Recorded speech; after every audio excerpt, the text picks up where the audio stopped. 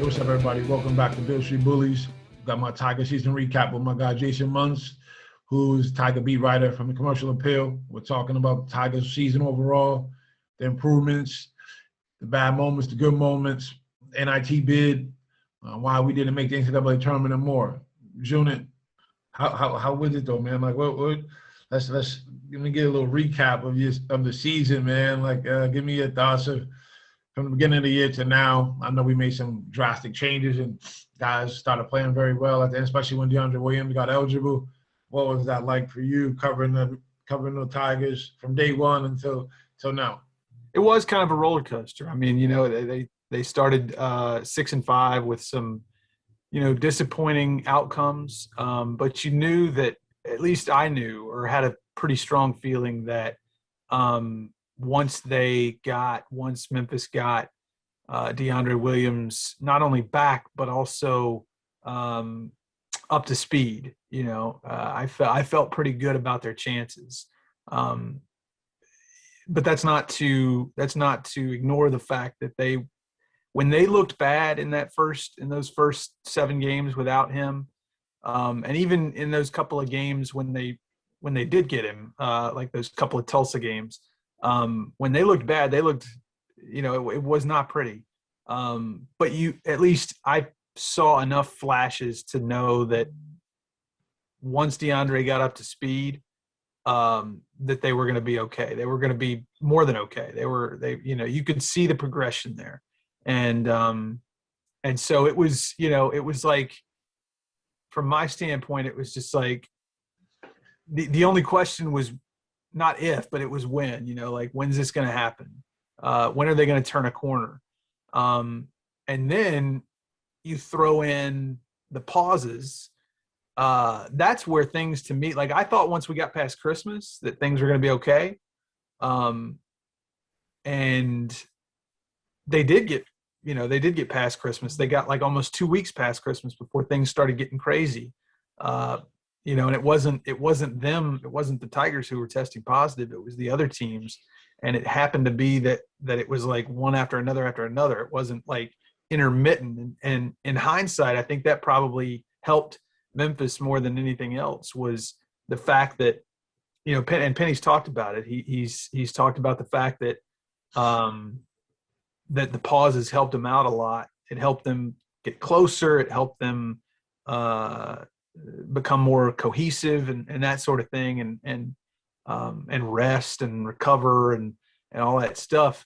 But I wonder, looking back, if, let's say, what if the game on January 4th had been postponed and then they had to play the next one and then the next one was off and then the one after that was on, like, stopping and starting like that would have probably been worse, a lot worse, than not playing at all for 2 weeks or almost 3 weeks.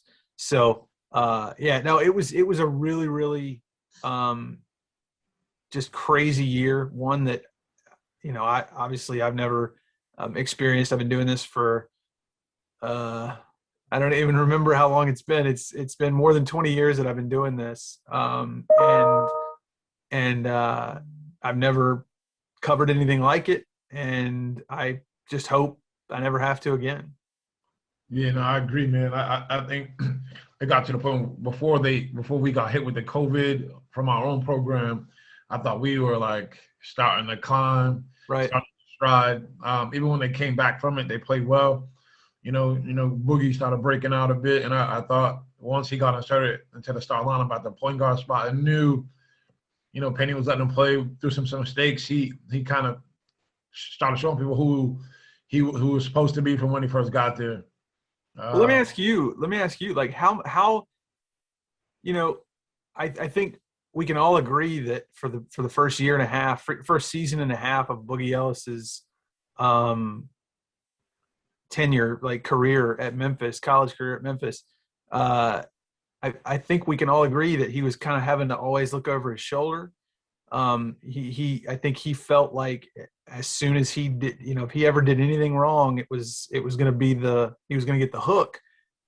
You've played this game at this place. When that element is taken out of it, when you're not having to worry about what's about being pulled if you do something wrong. That's going to be beneficial, I would think. Yeah, it got to be. It's huge because when you can play knowing that you're allowed to make mistakes and play through those mistakes and not going to get taken out, it gives you a little more confidence. It gives you a certain swagger to carry yourself with. And I think the one thing I think from just me observing, I thought Penny did a better job towards the end of the season when they made that runs with not subbing so much, Right. not subbing so rapidly. And once that he found a rotation that he can believe in or trust, they kind of got going. And whether they play small ball and guys in foul trouble, I think Malcolm stepped up towards the end of the season and guys started playing the roles that they should have been playing all year. But I think for me, and I seen I read your article with Penny, like even himself, just the NIT and it's cool, but the expectation being at the University of Memphis is to be in the NCAA tournament.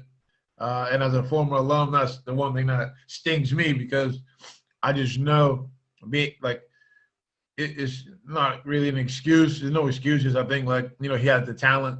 So, you got to be able to – those kids, honestly, like the players – since I thought a lot of times, a lot of people put the blame on Penny, and he took the blame as being a coach, as the kind of person he is. But some of those games, that's on the guys. That's on the floor, man. You got to perform. There's no excuse to not go out there and perform.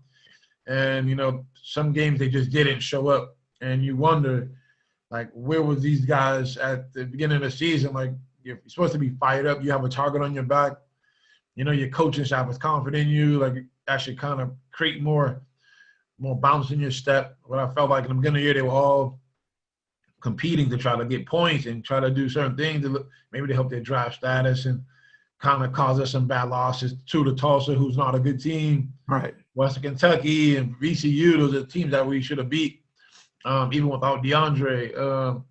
So, getting him back and, the same impact that he had on those guys, he said leadership and the way he played, and he's tough, like a little junkyard dog, man. So I think it was good. Watching the Houston games were tough. You make free throws, you win the game. But at the same time, we had other opportunities to win as well without the free throws. And that falls on the guys that are on the floor. And, but I thought overall the season was a roller coaster as well. It was promising, and it was like, what the hell? But, I see some of the fans, and I'm on the group with the fans and Facebook, and just some of the things that they say. It makes no sense, but I honestly believe, this NIT bid can help us. I think if we can go out there and win it and get some confidence running into next year, you have a lot of guys coming back. A lot of your roster should come back, or everyone should come back. Right. If they do with the guys coming in, it should be pretty good next year. Yeah, I mean, going back to DeAndre, I firmly believe that, it just if he had been available the entire season the way he probably should have. I mean, the reports are out there, the chatter is out there that if it weren't for the athletic director at Evansville sort of gumming up the works, that DeAndre would have been eligible right away, like Landers Nolley was. And if that were the case, I firmly believe that this is a 3-loss team, and I think a lot of people believe that too. That here we would be sitting here today talking about a 21-3 or 22-3 Memphis Tiger team going into the NCAA tournament. I just think that the way it all played out, DeAndre misses the first 7 games of the season. He gets eligible for the conference opener, and he played well. But it just sort of took him a little time. I mean, the other thing that nobody talks about is he gets eligible for the December 16th game against Tulane. Well, then they play on December 21st. Then they're off for 8 days. Okay. So then they play December 29th, and then they're off for 19 more. So I was talking about stopping and starting earlier. I mean, DeAndre Williams was having to, stop and start like crazy. I just don't know if that gets enough attention, but at this stage, it doesn't matter. You know, I think we can all agree that if Memphis had just beaten Houston once, I think that things would be looking a little bit different right now. And all they had to do that was make some free throws, make some more free throws.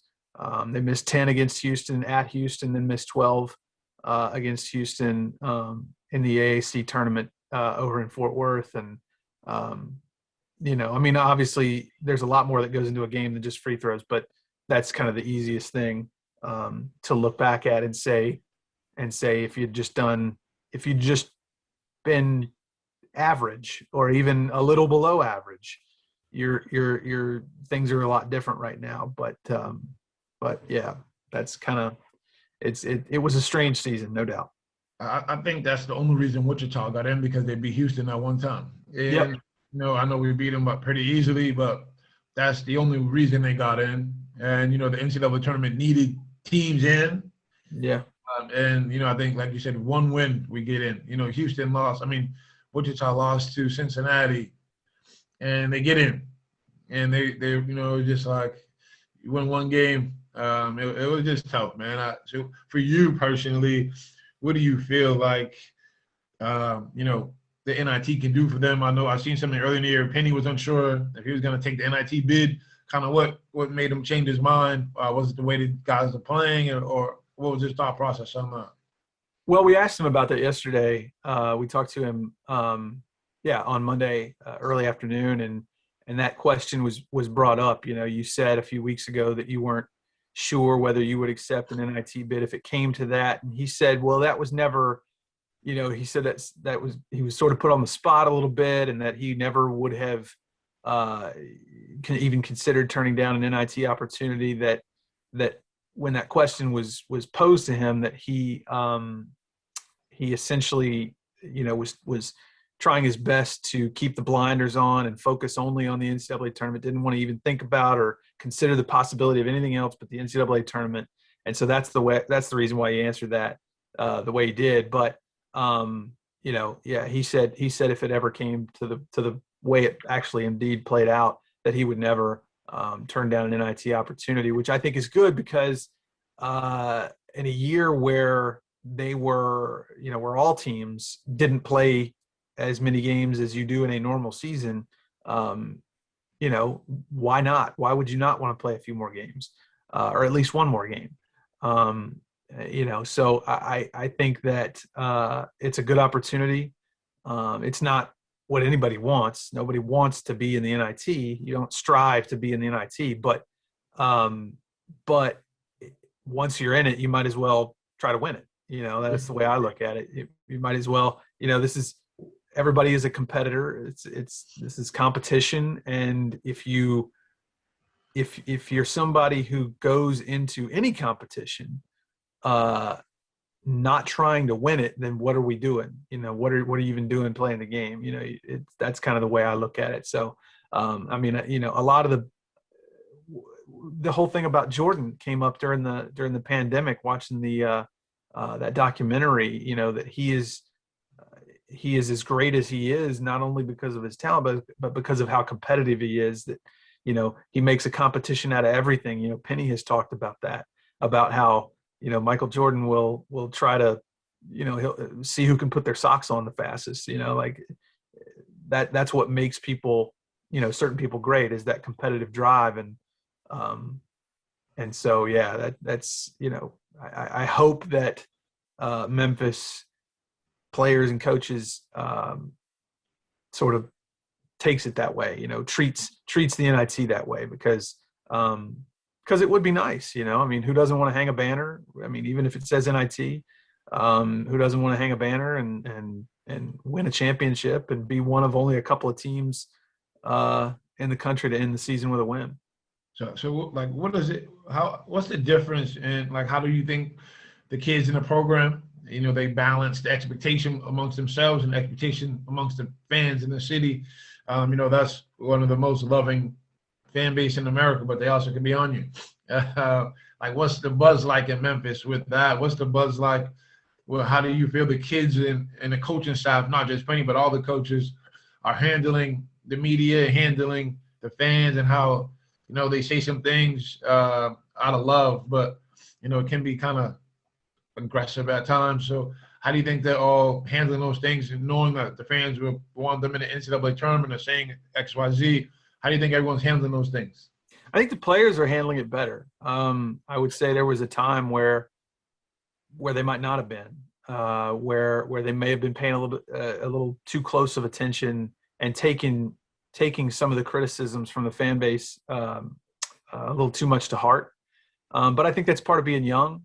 This team was last season. This team was the least experienced team in college basketball. This year, I think they were ranked 321st out of 347 teams playing. Actually playing in Division I, they were one of the least experienced teams. And again,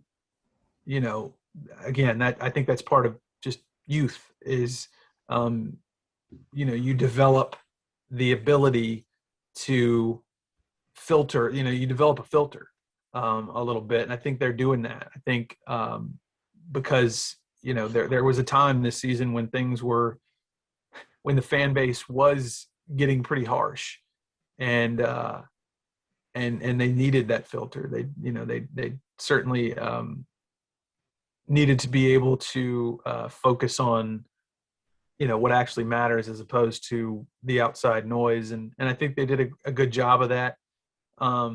Penny's always been good at that. I mean, Penny's got decades of experience with that sort of thing on a much larger scale even. I mean, I know that a lot of that was as a player and not so much as a coach, but this is his third season, the end of his third season. And I think he's learned a lot about that very thing, the very thing that we're talking about, the outside noise. He's developed a good solid filter as well. And the coaching staff too. I think they managed it really well this year, probably better than any year since Penny got here. And I think that it's only going to get better because they're getting older.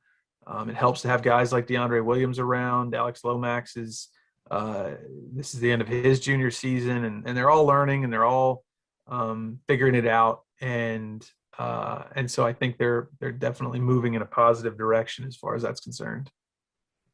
If you could give the Memphis an overall grade for this year combined, and what would that grade be and why? And also, what's your expectation for them going into NIT, and what do you think they need to do in order to win it? Okay. Report card time. Let's this is always the worst time of the school year for me. I hated this time of year. So it feels weird being on the other side of it, like handing out the grades as opposed to receiving them. But I would say like a B minus.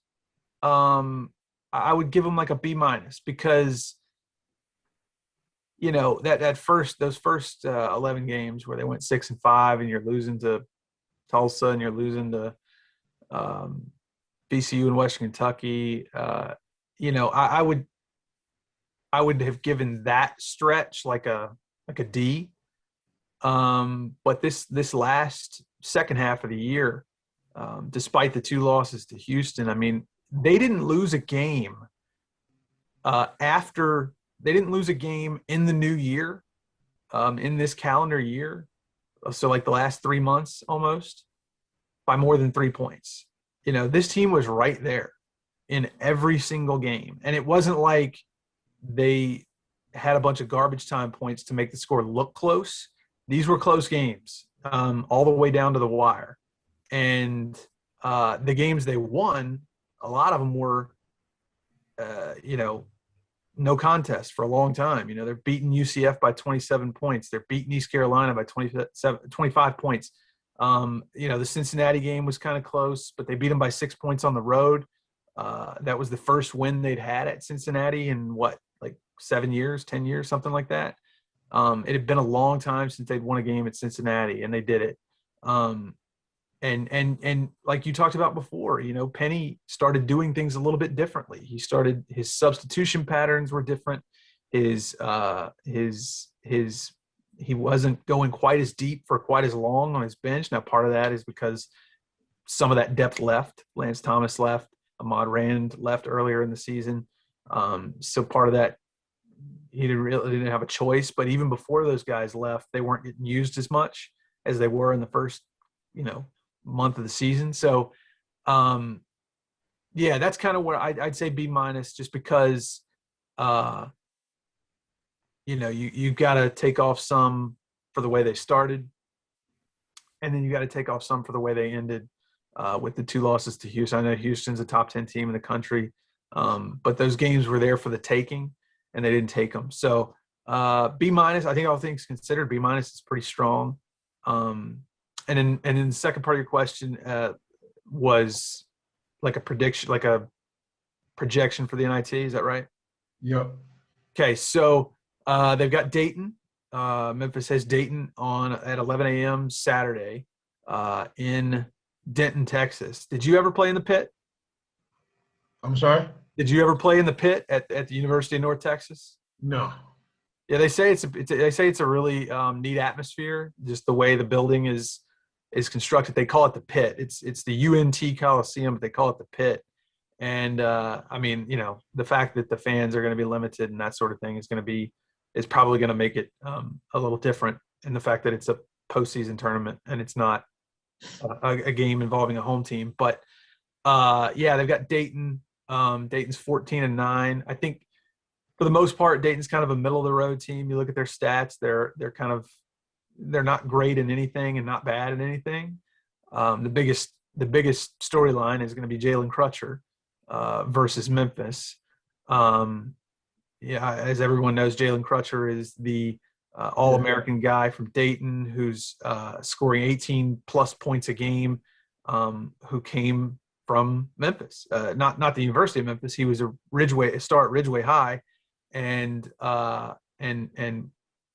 has been at Dayton for the last 4 years. So that's going to be an interesting thing to watch. He and Penny have a real close relationship. Penny used to work him out. I think he said the first time he came across him was when Jalen was a 6th grader. And, he said he was this sort of small, scrawny kid, but you could tell, he said he could tell from sort of immediately that he had something. And he was right. Jalen Crutcher is a really, really, really good basketball player.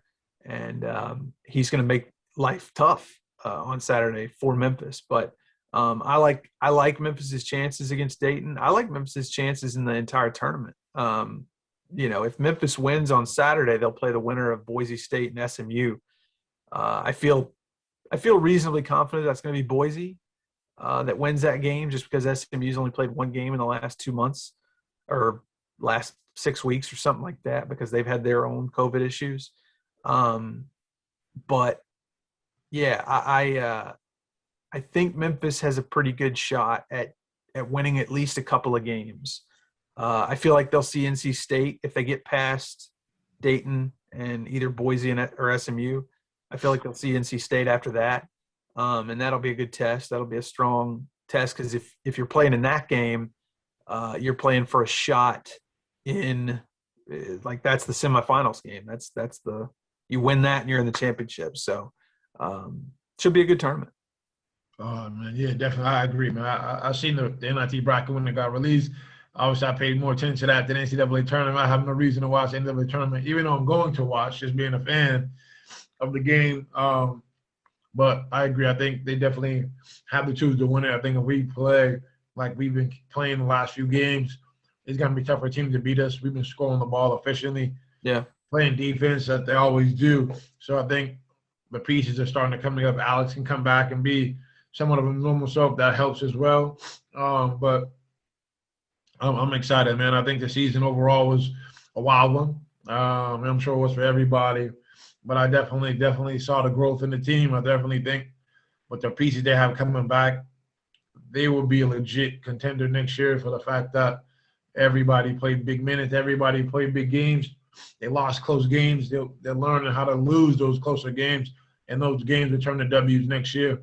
And I think the new system offensively that Penny input mid-season definitely started to click for them, made it a lot easier for guys. So Musa develops some offense and things like that, we'll be one hell of a team. And I got faith in them. I believe in them. I'm gonna be supporting always. I may say some things, but at the end of the day, they got my support, 100%. So, Jason, I just want to say thank you for jumping on with me this morning, man. It means a lot. I'll be watching your stories leading up to Saturday. I'll be watching Saturday as well. Well, I appreciate. Yeah, it was. This is fun. This was fun. I appreciate you for having me on. Thank you. Thank you. Yep.